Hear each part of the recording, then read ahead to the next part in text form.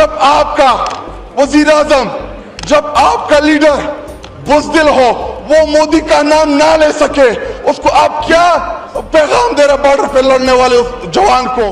भारत ने पाकिस्तान के 3 air bases के ऊपर मिसाइल हमले किए हैं। My God! और मिसाइल जो है वो अपने हदफ को पहुंचे। नूर खान एयरबेस पर पाकिस्तान की नूर खान चकलाला एयरबेस के ऊपर मिसाइल दागा गया है इंडिया की तरफ से। तोबा इस्तगफार, तोबा तोबा तोबा। ये सिर्फ एक शहर की बात नहीं, इस वक्त बुज़दिल भारत ने पाकिस्तान के कई शहरों पर फिर हमला किया। मुसलसल पाकिस्तान के मुख्तलिफ शहरों पर हमले किए जा रहे हैं, वो ड्रोन हो या फिर मिसाइल। अब तो मिसाइलों की बात आ गई है, क्योंकि दिन में 3 मिसाइलों के बारे में बताया गया कि 3 सुपरसोनिक कह लें या बैलिस्टिक मिसाइल कह रहे हैं, वो पाकिस्तान पर दागे गए थे, जो पृथ्वी भारत के पास मिसाइल हैं। Following the developments of Operation Sindoor, we regret to confirm that 2 JF-17 aircraft were lost during active duty. अच्छा बात नहीं है। ये नुकसान हमारे लिए सिर्फ नंबर्स नहीं, एक जज्बाती धक्का है। शहीदों के घर वालों के लिए हमारी दुआएं हैं। बहुत बढ़िया। मान गया ना ISPR। अब धीरे धीरे लाइन पर आते दिखेंगे हमें पाकिस्तानी कि पाकिस्तान अंदर से टूट चुका है। मुझे टीपू सुल्तान के वो एक कॉल याद आ रहा है कि अगर एक लश्कर जिसका सरदार शेर हो और उसके साथ लश्कर में गीदड़ हो तो वो शेरों की तरह लड़ते हैं। अगर शेरों का लश्कर उसका सरदार गीदड़ हो तो वो नहीं लड़ सकते। जय हिंद दोस्तों, स्वागत है एक और वीडियो में।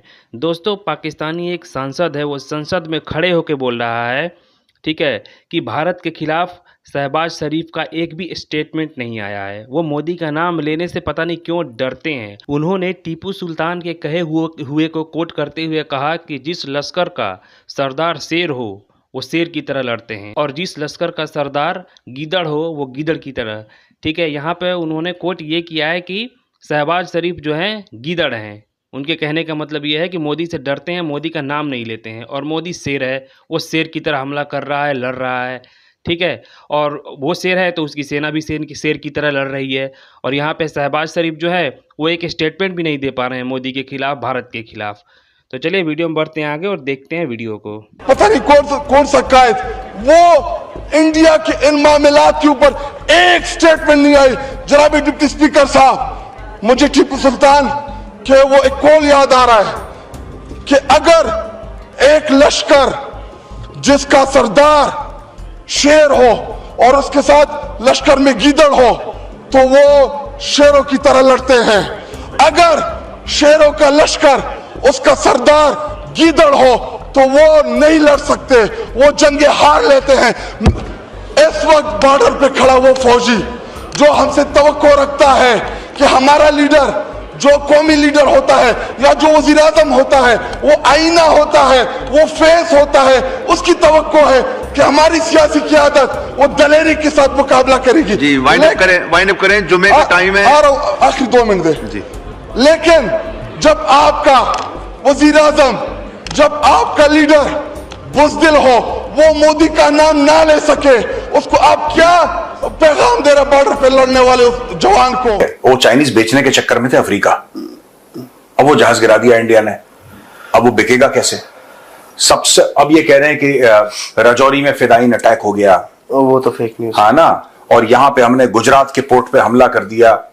ये बस फेक न्यूज यार। कुछ मैं एक बात, पाकिस्तानी फौज लड़ती भी है कि नहीं लड़ती है? कुछ लड़ो यार, कुछ तो करो, कुछ हमला करो। जैसे आप लोग लाहौर में, रावलपिंडी में, इस्लामाबाद में, कराची में डर के बैठे हैं, हम भी चाहते हैं।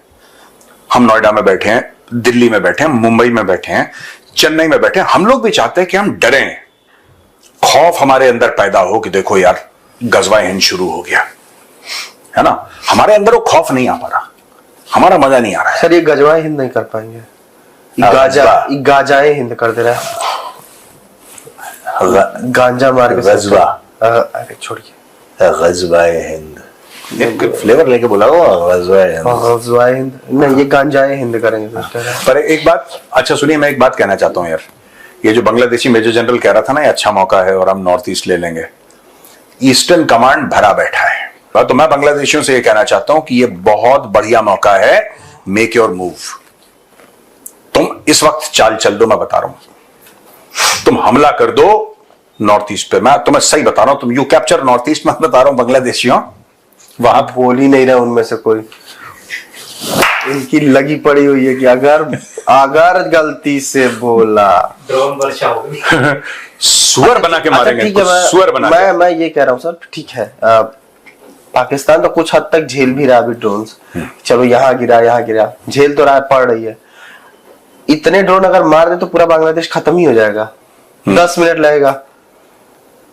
मैं ये बार-बार ये रिक्वेस्ट करूंगा कि देखो वो जो मेजर जनरल था उसको निकालो, और मैं हाथ जोड़ के विनती करता हूं, क्या नाम है उसका, बांग्लादेश का तो कौन है, यूनुस।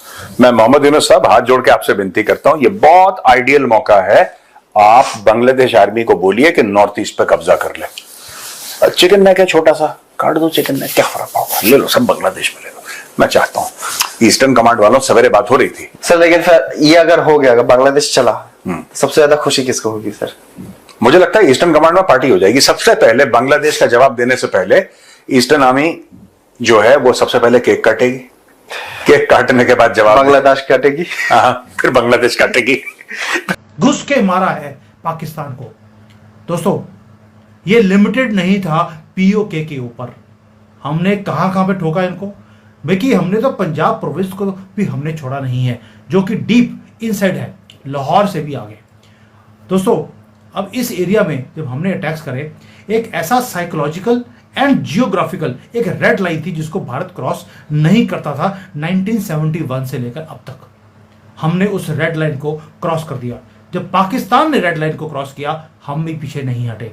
पाकिस्तान कभी सोच ही नहीं सकता था कि हम एलओसी को क्रॉस करने की बजाय हमने तो पंजाब में जाके ठोक दिया इनको। और पाकिस्तान इसलिए शॉक में भी है, कंफ्यूजन में है, डिसबिलीफ में भी है।